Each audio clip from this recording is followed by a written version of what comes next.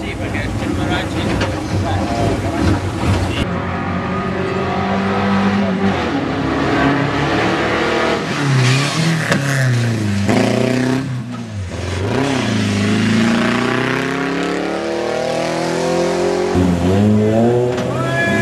Forza! Numero 95, ciao, allora. Guarda, se non parli di più stamattina. Ah, ecco, vabbè, ok, accogliamo questo complimento, chiamiamolo così. Forza! Allora, 63esima.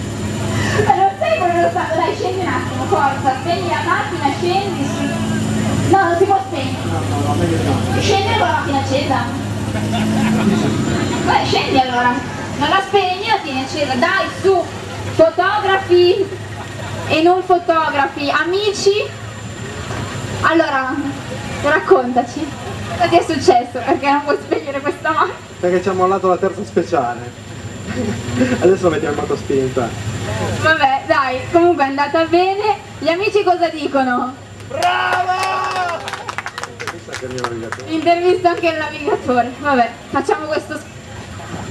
Vieni qua. Non ci provare, guarda. Oggi mi si è spento il microfono, ma adesso non scappi. Cosa devo dire? Sono stanco, mi lascio andare a casa. Guarda, per me puoi andare dove vuoi. Io volevo solo dirti bravo, però fa niente. Niente! Bravo!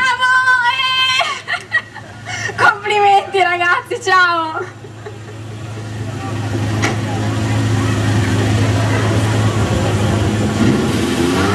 Vabbè, ok. Forza! Avanti! Arrivo, l'unico arrivo è quello di Cristian Rizzardo.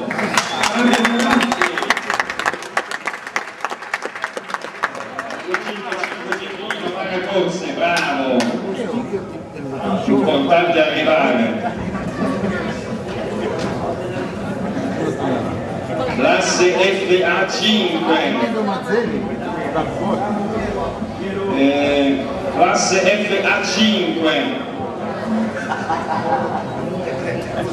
della DP Autosport Peugeot 106 Rally, Mauro Guardanella e Cristiano Serroni.